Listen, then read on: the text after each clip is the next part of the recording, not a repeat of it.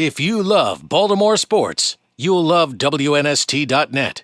You can go to the web at WNST.net, enter our free big game block pool. That's code word for Super Bowl. One lucky winner is going to win $1,000, lots of prizes and stuff like that. It's also brought to you by Coors Light, the official beer sponsor of the NFL. Drew is on the set. Tony Bruno is here. Go ahead, Drew. Well, no, I'm just saying the Yankees have gone, it's almost unthinkable what they've done. The money that they've spent, not only the money this year, because they're going to wind up spending right around about the same what they spent in 08.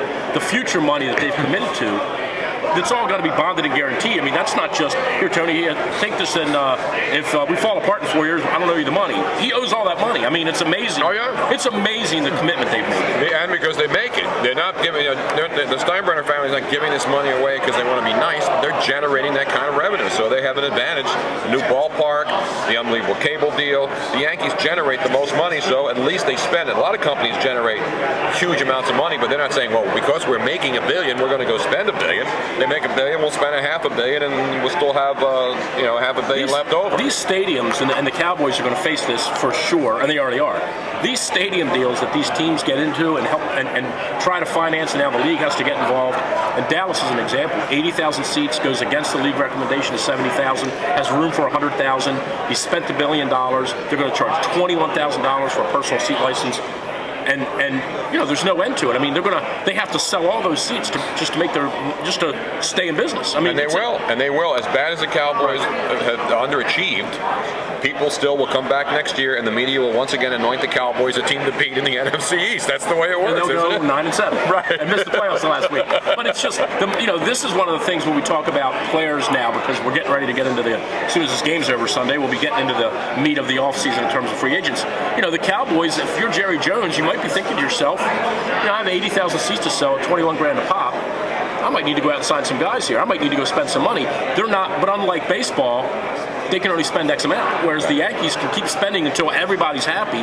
The Cowboys can only add a couple of players. So I think they're the ones, they're going to pay. I think the Cowboys are, you better have some good salespeople in that office. Yeah. Those phones better be lighting up. I think the people will buy it. There'll be a new stadium, and it's still the Cowboys, and they're still going to believe that all that stuff's in the past, and this year's going to be a new beginning. And then hopefully, as an Eagle fan or a non-Cowboy fan, we're hoping that once again things go terribly. So you are an Eagle fan? Oh, absolutely. I grew up in the city. I went to Arizona. I've just never heard you cheerlead. You know what I mean? I'm like not in that way. I'm a homer, but I'm not unfair. I try to, I had Eskin over here a little while ago, and just talking about Philadelphia and.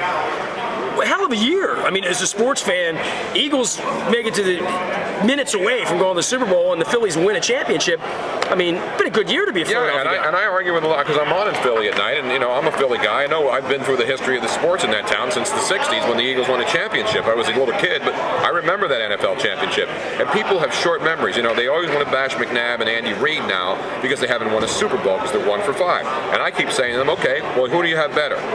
Kevin Kolb's not the answer, we don't think. Right, and if you want to, we don't even know if he stinks or if he doesn't look like he's a guy who's going to step right in there and not miss a beat. And the Eagles have been the most consistent franchise in the NFC East for the last 10 years. And it can be argued that Andy is the greatest coach of any franchise in the history of Philadelphia for having fulfilled those championship games and winning in 2006, 7, 8, 9 when being a coach in Philly, it wasn't a gravy train in the 80s. Exactly. When Dallas Green was doing it and when Dick Vermeil was doing it. But to do it amidst parity, true parity, it's not like the Yankees where they just go out and spend. Andy's done an unbelievable job and Donovan McNabb's done an unbelievable job, and they're unappreciated. If you love Baltimore sports, you'll love WNST.net.